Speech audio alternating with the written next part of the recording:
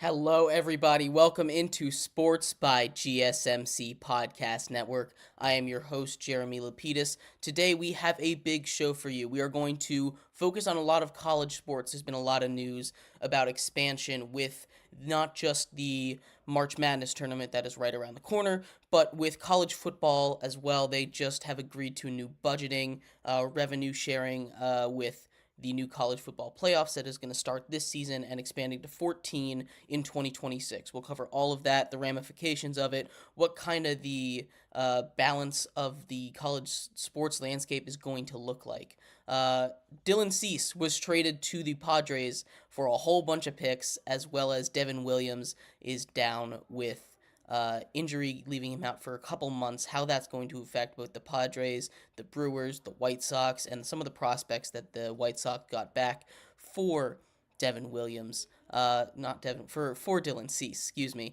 And we're going to wrap up our show. There's been a couple massive trades in the NFL, some trade rumors, including Deebo Samuel. Sam Howell was traded to the Seahawks from the Commanders, and we'll talk a little bit about the Cowboys as well, how they've been weirdly quiet in free agency after saying they were all in. But we're going to start off our show talking about March Madness. It is March. That is the star of the sports world, March Madness. But before we get into that, remember that if you would like to be an even bigger part of the show than you already are, all you need to do is go to gsmcpodcast.net. Again, that link is gsmcpodcast.net.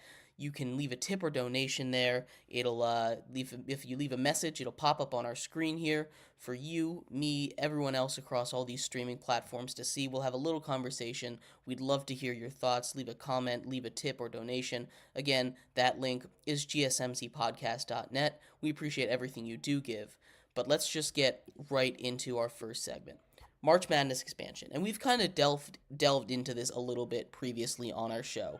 If you go back just a couple years ago, we talked about, a couple weeks ago, we talked a little bit about how it was first proposed and a little bit behind it. But now this conversation that I want to focus on more is more about, as it says in the title, the elites of college sports. And that's the same thing that we're going to take into college football here, because it's not just that they're looking at expanding the tournament to get more at-large bids, to get some of these teams that are right on the bubble, some of these teams that, maybe could make a run. They've pointed to some evidence, and it's good evidence. It's not like this is out of nowhere. They've first four teams that have made runs, these 15 and 16, these 15, 14 seeds that have been very successful in recent tournaments. But the issue isn't expansion, all right? Because you can expand it. You can expand it to 72, to 70, 76 is what they're talking about. And that's not a huge change. That'll let a couple of those bubble teams in. It's still a multiple of 4, so it's not actually going to affect the bracket all that much. You'll still have a nice, clean bracket. But as far as what they're trying to do and what I disagree with the most in this part of the expansion is the fact that, much like in college football, and that's the big conversation we're going to get to in a little bit, is that they're trying not to get more at-large bids. They're trying to get more automatic bids for the Power 6 conferences, for the ACC, for the Big 12, for these leagues that are honestly the best leagues at basketball. But doing that for basketball, for football, for any sport, it kind of takes away the magic of college sports. And really that is kind of the battle that not just basketball is fighting, but what every single college sport, major college sport, is fighting right now. You have the soul of the sport being taken away. It's already happened in football. The bowl games have been taken away, the meaning of it, and that kind of gave some life to the group of 5 teams, these smaller schools.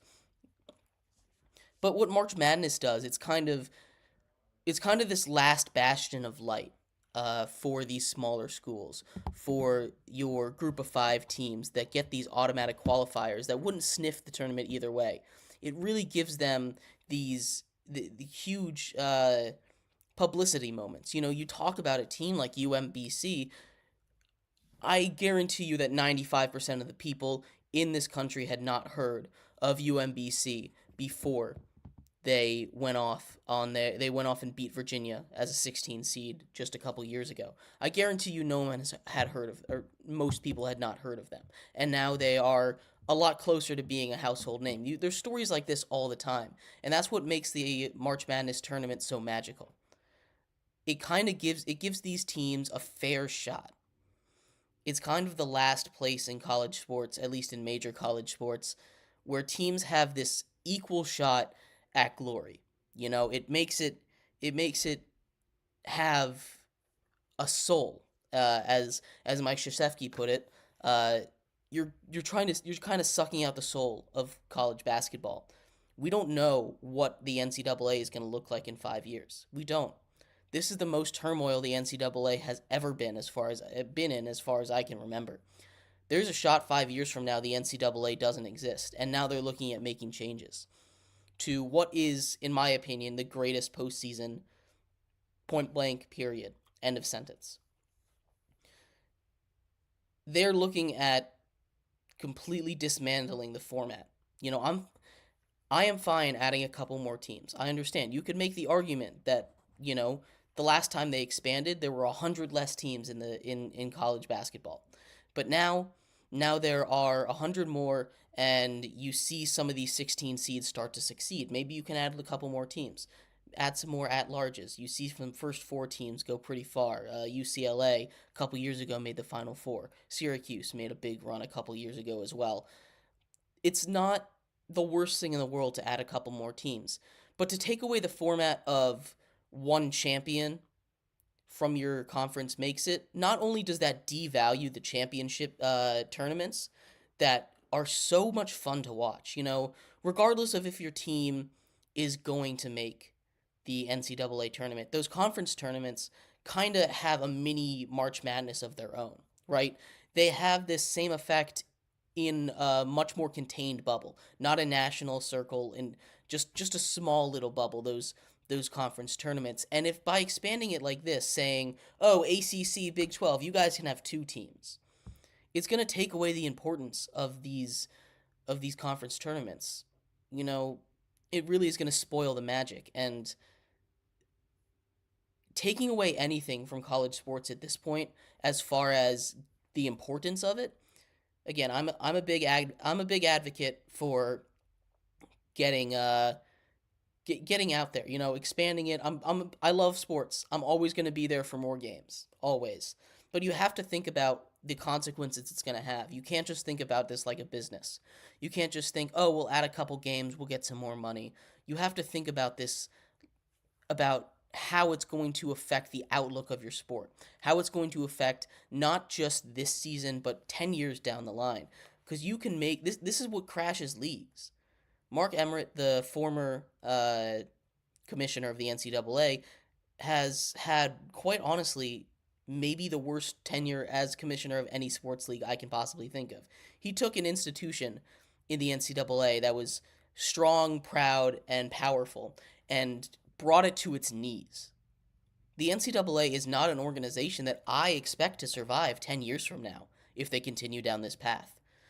And I think doing what they're proposing to do to March Madness, getting rid of that automatic qualifier, one for each, and lessening the impact of these conference championship series, it really is going to affect how people watch and consume the sport. It's really going to affect how big of a deal March Madness is. March Madness is probably the biggest draw out of every sporting event. You talk about the Super Bowl. Yeah, the Super Bowl is one night. You have families come in and watch it. But I have friends that don't touch a lick of sports. They're sports adverse.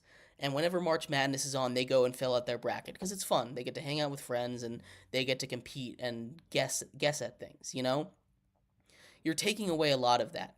March Madness is one of the greatest sports tournaments ever.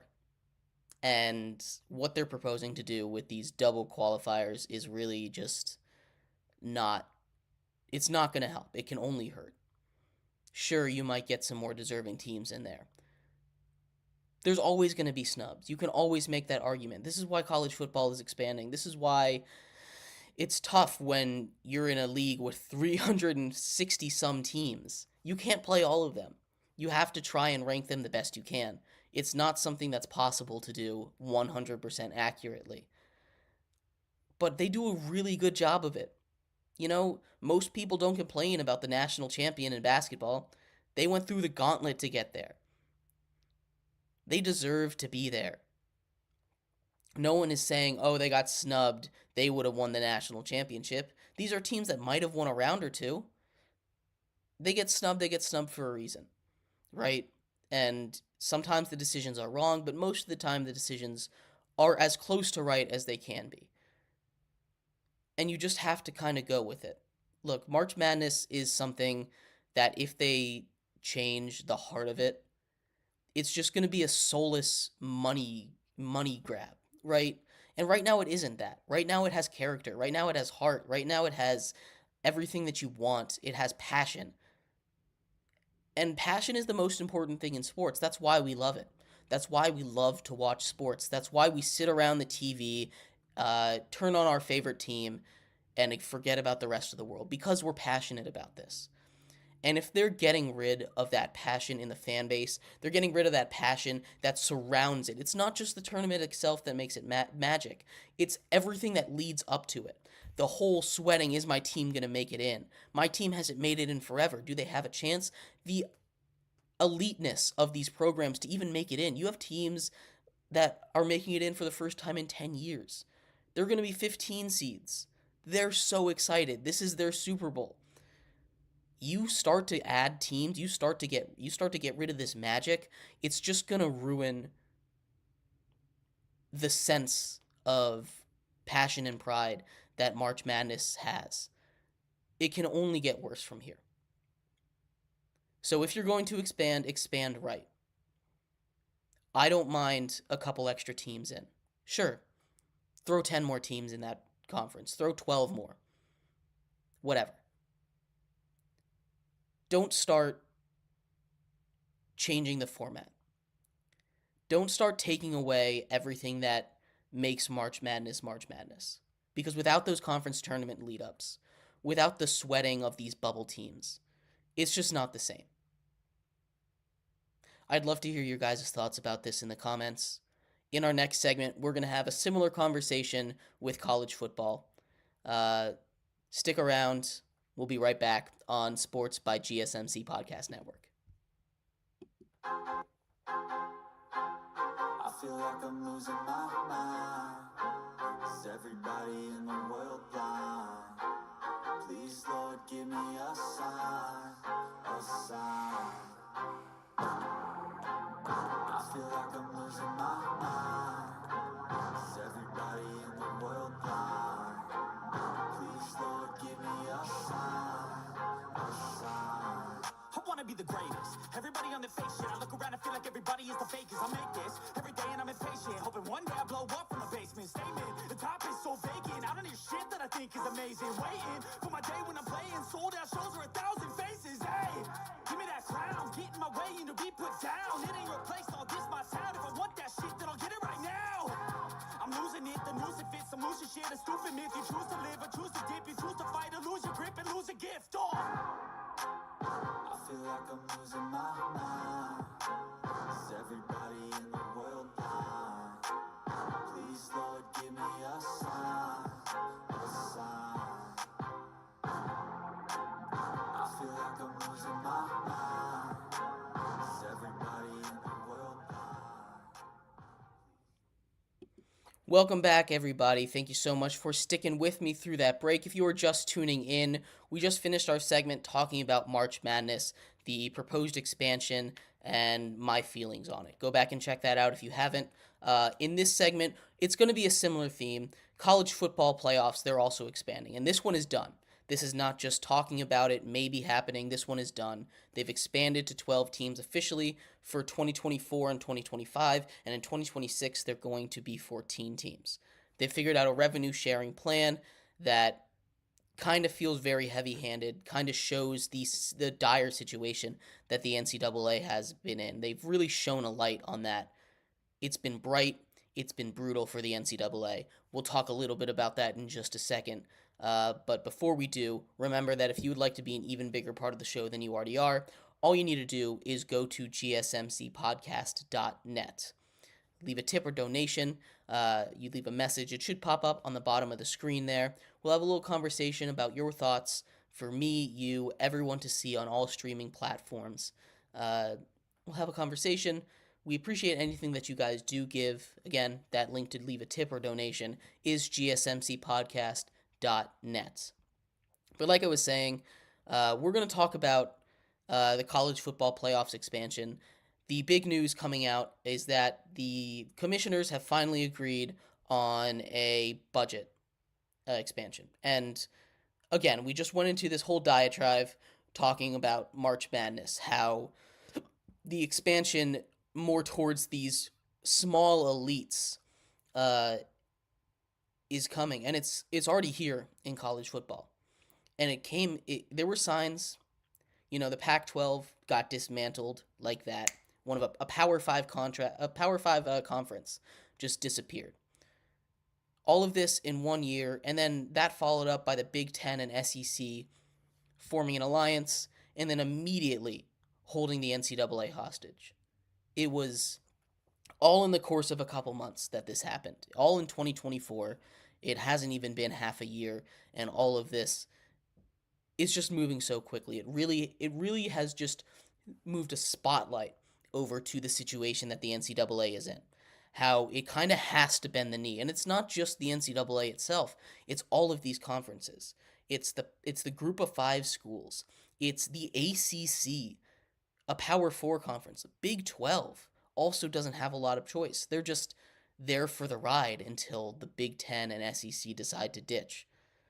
Right now, it's all, hey guys, please don't leave us. We'll give you this. And the Big 10 and the SEC are saying, that's it? That's all you're going to give us? Fine. That's okay for now, but in a couple of years, we're going to want some more. And they said, that's okay. We just need you here. It really is an imbalance of power. The conferences are supposed to be, I don't have the right word, but subservient. It's, again, not quite the right word, but they're supposed to be underneath the NCAA. The NCAA is supposed to be that governing body, not 2 conferences. Not the media rights contract, which it kind of is becoming. The media rights contracts that aren't negotiated with the NCAA, but are negotiated straight with that are negotiated straight with the conferences, which is why they have so much power. Because not that the media is doing anything too wrong, they're trying to make money. They're a business. They're trying to get the best product on their channels, and I don't blame them for that. If I was in their shoes, I'd be doing the same thing.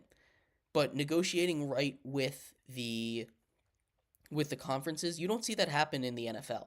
The NFL doesn't negotiate, or TV networks don't negotiate directly with one team. They negotiate with the NFL. The NFL signs these contracts. Now, the MLB is an example of a little bit different, but they've found a way to make that work with local networks and stuff. The MLB still has their own broadcasting deal outside of that. The teams just have their own revenue deals as well. But the NFL doesn't do this. ESPN goes right to the SEC to make these contracts, and it takes away the last bit of bargaining power that the NCAA has left. And you've kind of seen it here with the most recent budget approval that's gone through. You've seen them kick and drag their feet. Every conference but the SEC and the Big Ten screaming, kicking their feet, trying to stop this from happening, but to no avail. They just have to have it. Otherwise, they're going to leave. So the new revenue agreement, 60%, I believe it was 64% of the college football budget is going to be split between the Big Ten and the SEC. Two conferences are getting 64% of the money generated by the college football playoffs. The ACC and the Big 12, they're getting 32%, half of what the other conference is getting, and then that leaves the group of 5, which And Notre Dame is in this group as well, but Notre Dame is going to be just fine. Notre Dame wants to be independent, otherwise they would have joined up with a conference and set themselves up with success. Notre Dame can be independent for as long as they want.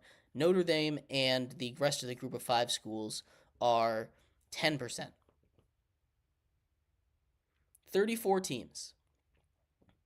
34 teams get 64% of the money. In all of college football, all 151, 34 of them are running the show. I know a lot of these group of 5 schools aren't in consideration for the playoffs anyway. But it just is unfair the way that they're doing this.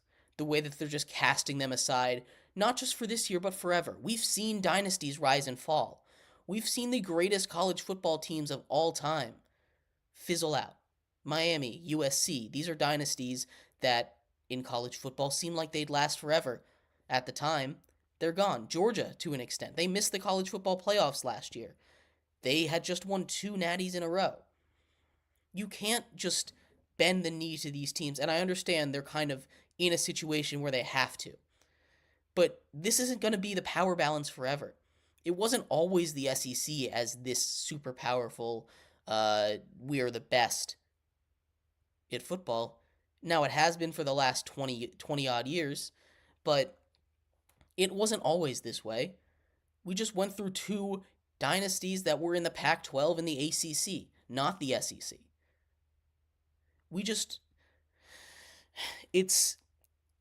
I understand, and I want to talk a little more about the group of 5 here, because they are getting royally screwed over. And I understand the group of 5 plays a weaker schedule because they're not the better teams. That just happens when you have power conferences and when you have lesser conferences. It's just the way the world works, just the way the sport works. Like I said in the last segment, when you play in a league with 151 teams and you can only play 14 games, you're not going to be able to play everyone. You have to do your best to rank them.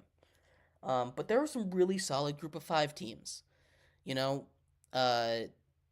Tulane has been really good for the last couple of years. JMU has shot onto the scene. App State has been really, really good recently. Liberty just went undefeated in the regular season and made a New Year's Six Bowl. There are some really solid group of 5 teams that are kind of getting screwed over by this. And they had a meeting to discuss nothing, basically, because they have no negotiating power, because that's just the situation they've been in. And it's not a new thing for the group of 5. The group of 5 has always kind of been in this situation where they have no negotiating powers. They just sit there. They just sit there and they're like, we're part of the group, guys. Remember us. We're here. And for them to make up, 50%, 60% of all the teams that you as a group are representing, and for them to have no say in how it's run or to be so royally screwed over by all this. These new negotiations, I wouldn't be surprised if they got rid of that automatic group of 5 qualifier. And as much as those games, the group of 5 team is probably going to lose. I'll admit that. 90% of the time, these group of 5 teams are going to lose that game. But it's the fact that they have the chance. The fact that the chance that they have, the one chance that they have, because they're not going to get at large bids, the one chance that one group of 5 team has to make a run, to show that the power conferences aren't all that. They have a shot, they can compete, play on the same field. They're probably going to take that away. Now, that's not based off any reports. All reports are that they're planning on keeping that one group of 5 school in, which I really hope they do. But you can just picture it down the line, can't you? You can just look, not even 5 years, 2 years, they're gonna renegotiate the playoff format. You can just look 2 years down the line after the 2 group of 5 teams that got a chance get blown out. Oh, the group of 5 never stood a chance. Let's just get rid of them at, I don't know, let's say another SEC school. I don't know. Can't you just see that happening, the way that everything's going? The amount of power that the Big Ten and the SEC have, the amount of control that they have over the entire NCAA. The elites of college sports are rearing their heads, and they are rearing their ugly heads fast. They are swiftly taking the advantage while they have it because they know this isn't going to last forever. Dynasties rise and fall. The Patriots lasted for 20 years in the NFL. Look where they are now. Everything comes to an end at one point. Nick Saban is gone. Alabama is probably not going to be as good. They're going to be a great team still, but they're not going to be as good. Dynasties come and go. You can't just base an entire league off of a 20-year period of that history. Go pick any 20-year period from any sports league and say, oh, the teams that are elite then, they're going to be elite forever. You're wrong. Every single time. Sports change. The tides of sports change. One day you're going to have the best player in the world. The next day they're gone. And you're going to be left with no one. So negotiating like this, while the Big Ten and the SEC are running it like a business, they're doing what they should be doing for a business, getting their spots secured so they don't have to worry about the money, the funding in the future, when eventually they do fall off, because they will. I guarantee you the SEC and the Big Ten will not be the top two conferences if this NCAA makes it 15 years down the line. Something will change. Maybe not both, but one of them will get taken over by something else. But if you lock that in, if you sit here today or in 2 years from now and you lock it in that these two are our conferences, no one else can be as set up for success as they are the ones that we're going to do. Not only does it paint you as a weak organization, you've already been painted as a weak organization as the NCAA, but it paints you as an organization that will just give in to anything, not take a stand. I understand the NCAA is dying. It is, quite honestly. We've been talking about this for the last 30 minutes, for the last couple weeks, the last couple months, ever since it became truly apparent how much power that these conferences had over the mother organization. But it's just not something that I want to see go. What the NCAA does, it's more than just these revenue generating sports, right? It's more than just these football and basketball, men's basketball, football especially. It's more than just those sports. It also consists of volleyball and swim and dive, and these sports that quite honestly are not going to be able to be supported without the NCAA as an organization. These sports are funded by football. These sports are funded by men's basketball, by these teams getting a chance to show themselves off on the biggest stage. And you get rid of all that because someone's better than someone else right now. It's going to ruin, and when I say ruin, I mean potentially destroy collegiate sports forever if we let this path continue the way that it's going. I'd love to hear your guys' thoughts about this. Drop it in the comments. But in our next segment, we're going to transition away from the NCAA, move into some baseball. Dylan Cease was traded to the Padres, and Devin Williams, star closer from the Brewers, was diagnosed with an injury, leaving him out for a couple months. How that is going to affect these teams and the rest of the MLB is on the way. Stick around. We appreciate you guys watching. We'll be right back.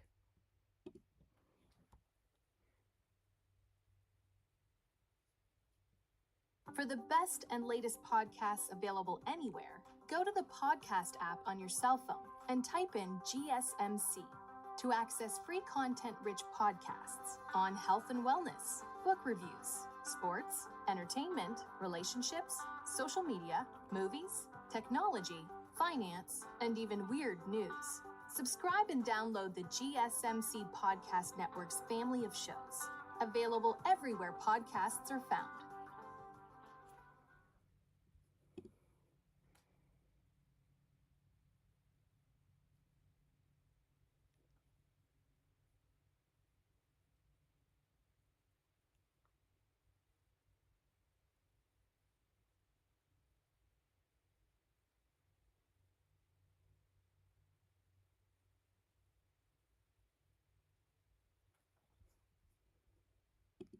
Welcome back, everybody. Thank you so much for sticking with me through that break. If you are just tuning in, we just finished talking about the NCAA, college basketball, college football, the road that it's potentially heading down, the dangers that is putting it in. Go check that out if you missed it. I thought there was very good segments. But we are going to talk a little bit about baseball now. We're going to transition out of college sports, transition into some baseball. There's been some big baseball news, not the big free agents being signed. Those guys are still out there. But Dylan Cease, pitcher who was second in Cy Young voting last year, was traded to the Padres. The Padres who have been missing a lot of pitching. They lost a lot over the offseason. We'll get a little bit into that trade, what the Padres had to give up, as well as Devin Williams being put on the injured list, I believe, for 3 months. The elite star closer for the Milwaukee Brewers, how that's going to affect the Brewers season, all that coming up in just a bit. But before we get into that, remember that if you would like to be an even bigger part of the show than you already are, all you need to do is go to gsmcpodcast.net. Leave a tip or donation. It should leave a message. It'll pop up on the bottom of the screen here. We'll have a little conversation with your thoughts. Anything that you wanted to say about what your opinions, what we're talking about, it'll pop up there. We'll have a discussion about it for you, me, and everyone watching around the world to see. You can also leave a comment. I'm checking all those. I appreciate any kind of participation. Again, that link is gsmcpodcast.net. We appreciate you guys tuning in. But like I was saying, we are going to get into some MLB talk. Dylan Cease was traded to the San Diego Padres. The San Diego Padres, who lost 3 starting pitchers, Michael Wacha, a couple other guys. They still have their top guy in the top guys in Joe Musgrave and Yu Darvish. So the top of the rotation is still fine. Adding Dylan Cease to that is a crazy top 3. Dylan Cease, who had a down year last season. His ERA was up about 2 whole points from what it usually is. But the Padres are a very interesting team to me. They traded their number 5 prospect, Drew Thorpe, their number 7 prospect, Samuel Zavala, Hario Irante, and Steven Wilson. They traded 4 prospects away to get Dylan Cease, who is a Cy Young candidate after they lost a Cy Young winner in Blake Snell. So they were able to replace that loss pretty easily by getting Dylan Cease. Dylan Cease, who I still believe is one of the elite pitchers in the entire league. But the Padres are a very interesting team to me, right? Because the way that the Padres are, you look at their roster on paper, you look at how stacked that lineup is. You know, Manny Machado, Xander Bogaerts. They had Juan Soto last season. They have Fernando Tatis Jr. You think, oh my God, they're World Series contenders. You look at the pitching staff. Yu Darvish, Joe Musgrove, Dylan Cease now. Now, they traded away Juan Soto, so that's a big part of that missing, but the Padres have sucked. They've been a huge disappointment for how much talent that they've had on their roster and how much money they're giving to these guys. And the reason that they've sucked is because of the relationships that these guys have with each other in the clubhouse. And that's a really undervalued part of baseball. I've talked a little bit about it before, but you can look at any roster on paper. You could put together an all-star roster in baseball. You could get the greatest players together of all time. Make your dream roster, one that in your head wins 162 games, is incredible. But 162 games is a long season. It's a very long season. And if you aren't getting along with those guys, it's going to be brutal. It's going to be ugly. That team is not going to be performing its best. You need to have good chemistry in that dugout. Because if they're not getting along, they're not playing their best. Because baseball is a grind. People like to say that baseball, you don't have to be an athlete to play baseball, and maybe you don't have to be as athletic as guys that play basketball, as guys that play football. But it is a mental game as much as it is a physical game. It is a grind. You are on the road for months, nonstop. Football you play once a week. Basketball, it's half as long. Hockey is also half as long. Baseball, you're on every single day, 162 games. It is a mental battle for these guys to stay in it, for these guys to be locked in at the highest rate. And if they hate going to work, if they hate their coworkers, could you imagine 162 days straight? You don't get to go home for half of those days. You're stuck with them. You're on the road with them for 82 days. And you hate them. How is that going to affect you? You are not going to be happy.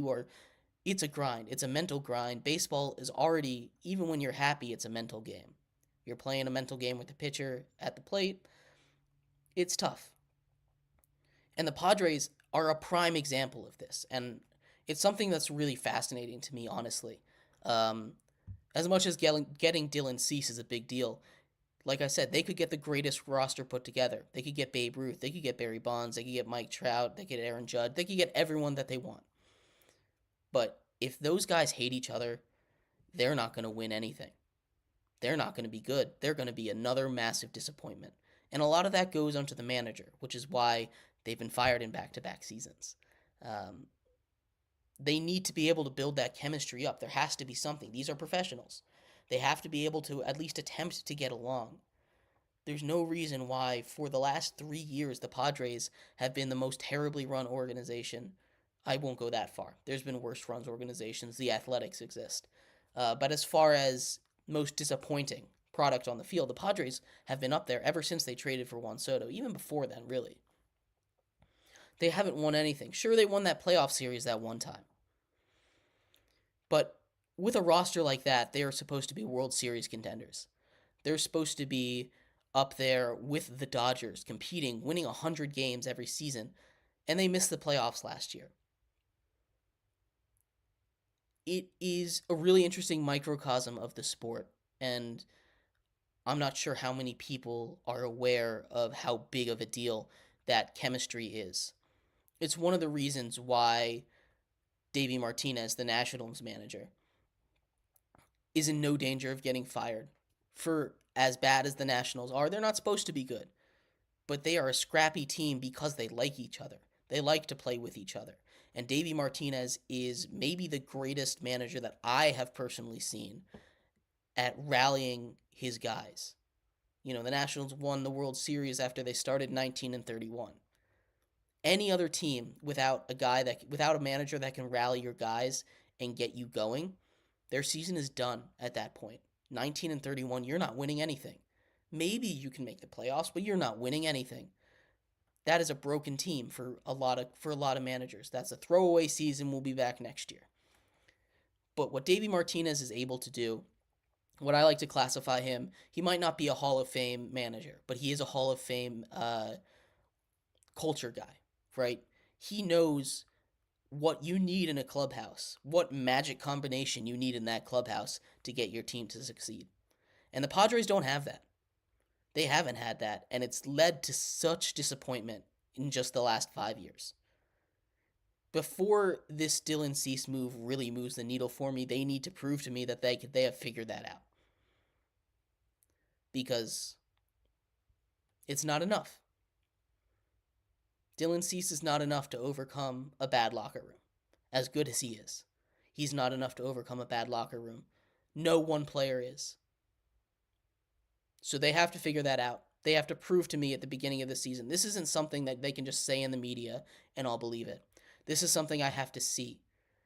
There has to be genuine enjoyment of the game for you to be good at baseball. The best teams are happy teams. And winning makes everything better, You're going to be happier when you're winning. You're going to love your guys more when you're winning. But it's just a symptom. Winning is just a symptom of it. So you have to be able to pull these guys together. And before this trade really moves the needle for me, I have to see that. So if they are able to do that, I think this is a massive move for them. You get that top three. You get Dylan Cease, Joe Musgrove, and Yu Darvish at the top of your rotation. That is an elite top three. All of those guys, incredible. They're going to have a really dangerous playoff rotation, assuming they can get there. They need to get there first. But regardless of that fact, I think this is a good trade for both sides. Dylan Cease, the White Sox are a mess. They're imploding. They're getting rid of everyone. They should be getting rid of everyone. That roster has a lot of really talented guys. But again, it's a very similar situation to the Padres. Nobody likes each other. Nobody likes the manager. No one wants to play for him. It's not a good situation. So they're blowing it up, as they should. Retool that minor league system. Hit the reset button. It's dreadfully needed. But the White Sox are in the midst of that. I like this trade. You get 4 prospects, 2 of them in the top 100. It's in the MLB. It's not like it's hard to get two top 100 prospects. That really helps their farm out, helps their rebuild. They should be that was a good trade for both sides. As far as the other major baseball news, Devin Williams, the elite star closer for the Milwaukee Brewers, a guy that they chose over Josh Hader, who is now on the Padres. A guy that they chose over Josh Hader, who was considered the best closer in baseball at the time, is injured, and the Milwaukee Brewers are a team that rely on pitching so heavily. Their offense has been an issue for quite some time. Excuse me. Their offense has constantly let them down in big moments. And to lose a guy like Devin Williams 3 months at the beginning of the season, it's not going to knock them out entirely, because that's still a good team. That's still a playoff caliber team, maybe. But it's a big blow. Their offense really needs to turn it up if they have any shot of being successful this season, and I'm not sure if they have the ability to do that. I'm not sure if the Brewers' offense has shown the pop, the offensive gumption, I guess, to really turn that move around. Something to monitor there. I think that's really going to just sink their season. So it's a tough look for them, but I'd love to hear your guys' thoughts on all these moves. Padres, Dylan Cease to them, and what Devin Williams means for the Brewers. In our next segment, we're going to transition out of baseball, move into the NFL. There's been some major trades, some major signings, some rumors of some guys being traded, some takebacks. We'll get into all that drama. Thank you so much for tuning in to Sports by GSMC Podcast Network. We'll be right back.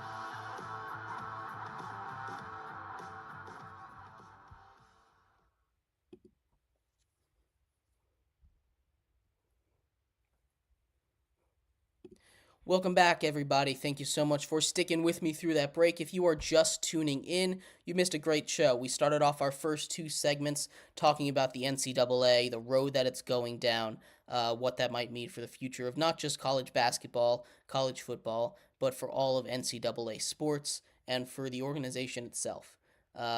We just finished talking about some major baseball moves, including Dylan Cease getting traded to the Padres from the White Sox, and Devin Williams, who is probably the best closer in baseball, going down for 3 months. In this final segment, we are going to transition into some football. We're going to talk a little bit about the Dallas Cowboys, about how awful their offseason has been so far. There's plenty of room for them to turn it around.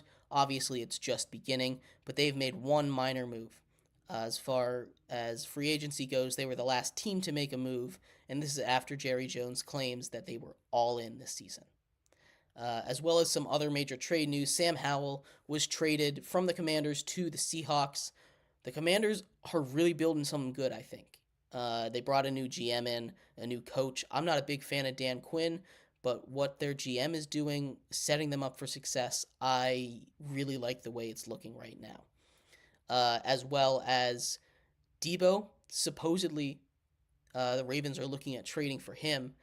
That would be fun, having Debo Samuel on that Ravens team with Lamar Jackson and Derrick Henry and everyone else there. But before we get too far into it, remember that if you would like to be an even bigger part of the show than you already are, all you need to do is go to gsmcpodcast.net. Leave a tip or donation. If you leave a note with it, it'll pop up on the bottom of the screen there. We'll have a little discussion about what you had to say. It'll pop up for me, you, for everybody watching all around the internet, as well as out there in the future. We appreciate anything that you guys do give. Again, that link to leave a tip or donation is gsmcpodcast.net. But like I was saying, let's get right into some football. Cowboys free agency woes. We're going to start off with the Cowboys because they're America's team. Why not start off right with them? They have done nothing. They finally got themselves on the board in free agency, signing a linebacker late last night. Not something that really moves the needle. He's probably not going to start. He might come in backing up Leighton Vander Esch there, but the Cowboys have done next to nothing, and they've lost a lot of key pieces. Offensively, they've lost Tony Pollard, leaving their number one running back in that stable to be Deuce Vaughn. Not a spot you really want to be in, expecting a Super Bowl. They are letting all-pro left tackle Tyron Smith walk, who, by all accounts, is the number one free agent still available. Reports are they're letting Michael Gallup seek a trade. They have lost a lot of major pieces, and they haven't really done a lot to get it back. Now, like I was saying, the league year officially opened up yesterday. Now, really, it opened up 3 days ago on the 11th when the legal tampering period started. But the Cowboys haven't done anything to address it, and they can address it through the draft. But where they're picking, they're not going to be able to get those super elite guys. And I don't mind it. Sometimes going in and overreacting, getting these big name guys, doesn't always work. But for the way that the Cowboys are and the amount of criticism they got for not firing Mike McCarthy this offseason, they needed to do something to appease the fans. They needed to make one big splash. And I know they don't have that much cap space, but they needed to do something to show that, oh, we're not just sitting here twiddling our thumbs. We're not just sitting here with nothing on our mind, not do anything. We're going to compete. We're going to finally get past that second round. We are the Cowboys. We can compete. They haven't done anything to inspire any confidence like that. In fact, it's only made it worse. They've done nothing. Not a good look for a team like the Cowboys that's supposed to be perennial contenders, supposedly. Now, they're still going to be a very good team, don't get me wrong. You still have a top 10 quarterback in Dak Prescott. That defense is still really good. You're only going to get healthier. You have Deron Bland, who set a record for most pick sixes in a season. You're getting Trayvon Diggs back. Excuse me, I fumbled his first name for a second. You're getting Trayvon Diggs back. That's going to be a huge get for them. That defense is going to be fine. The offense is going to be good. It definitely is going to take a step back. And I'm curious to see how much of a step back it's going to take. Now, we still have the draft. An interesting guy that I think they should probably target, especially if they're getting rid of Michael Gallup, is Mike Williams, who was just cut by the Chargers. That's a guy that I think the Cowboys would love to have in. He would fit really well. He's kind of an upgraded version of Michael Gallup, a big, tall, jump ball receiver.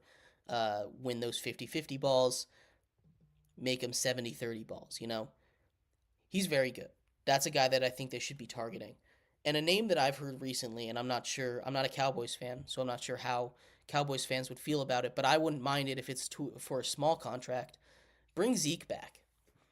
Zeke had a quietly solid year in New England with a really bad team, a really bad offensive line, splitting carries with Ramondre Stevenson. He had a sneaky solid year. Now, it wasn't elite by any stretch of the imaginations, but you bring him back on a small veteran minimum type deal, I think that'd be really good. He's still got a little bit of juice left. He's not the 1,400, 1,500 yard rusher that he was when he was winning the rushing titles. But he's still a really good running back. Or he's still a good running back, I should say. So he's still got some juice left. Those are a couple moves that if I'm the Cowboys, I'm probably making. These guys aren't going to be super expensive to get. They're going to be relatively cheap. You can restructure a couple contracts if you need. They've got plenty of time to do that. But the draft is also around the corner. So I don't want to overreact too much to their lack of moves. The bigger story of the day, though, Sam Howell traded to the Seahawks. Sam Howell, who I don't want to say had a bad season. It wasn't a good season by any stretch of the imagination. I think it was slightly better than bad. He was traded to the Seahawks for 2 pick swaps. He's going to now compete with Geno Smith, which is really interesting to me. I know Geno Smith took a step back last season, but the fact that he's having to compete for his starting job with Sam Howell, who did not look particularly convincing in Washington last season, is a little surprising to me. It takes the Seahawks off the board for a potential Justin Fields landing spot, which is looking more and more sparse. The landscape is continuing to dry up for the Bears. They need to make this trade, and they need to make it soon. There's only one team that I think, in my brain, would even make any sense to trade him to for him to compete for a starting job. And that would be the Raiders. You can throw the Broncos in there, but the Broncos are going to draft J.J. McCarthy. And they're ahead of the Raiders, so whoever doesn't draft him, I think one of those two teams are going to draft J.J. McCarthy, and whichever one of those two does not, that's who I expect Justin Fields to go to.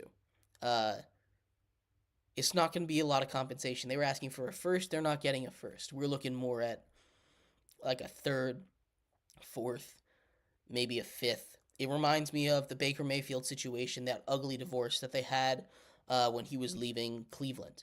You know, he'd just taken him to the playoffs a couple years ago, and now he's out here looking at getting traded to the Panthers for what, a sixth? They held on to him too long. They lost all their leverage, and they didn't have any bargaining power. It was a very interesting situation, and it has shades of this here. But the other big story is Deebo Samuel possibly on the move. And this one is very interesting because there was a report that came out earlier today that was immediately shut down by the GM. And it doesn't make a lot of sense to me because the reporter came out and he said he's a lying GM. I have texts, basically. He didn't show the receipts. He didn't show the texts. But he came out and he said, I've got receipts.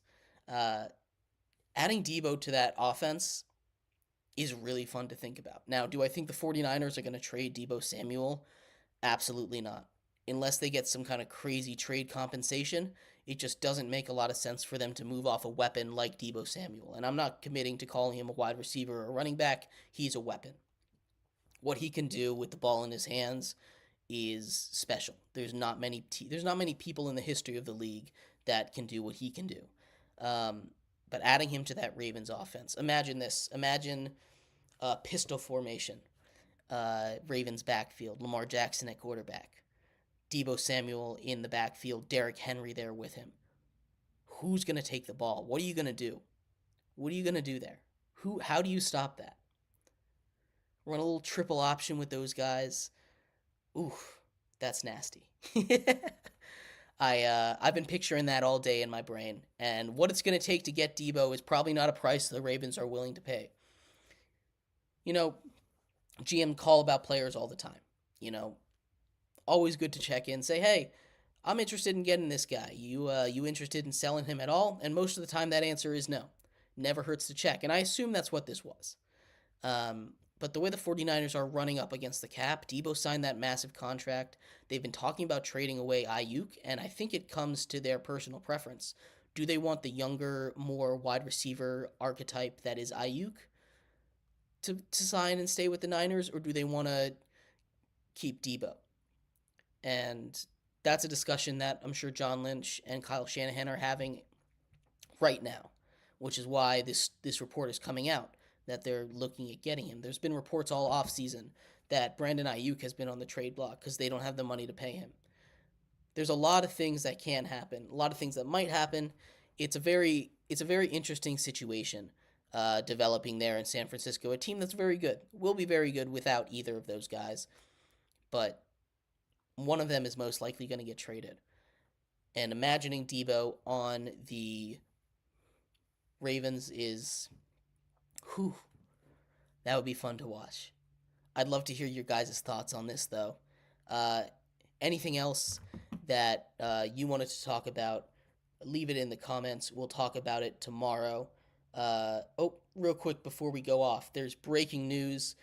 Joe Mixon has just signed a 3-year, $27 million contract extension with the Texans. He was traded to the Texans after the Bengals went out and got another running back. They traded him instead of cutting him. Joe Mixon is a little older. He had a down season last year.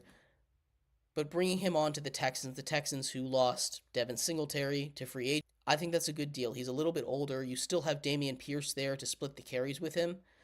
Joe Mixon can do a lot more out of the backfield than Dameon Pierce can do. I like that move for the Texans. Again, running back age is the big question.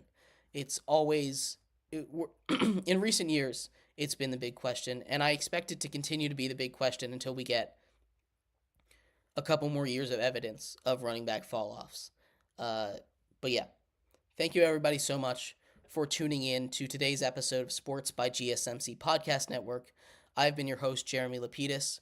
Back here, same place, same time, tomorrow, 5 o'clock Eastern. Anything you guys want to talk about, go ahead and leave a comment. I'll go check that out. You guys have a great rest of your day. Be back tomorrow. Bye-bye.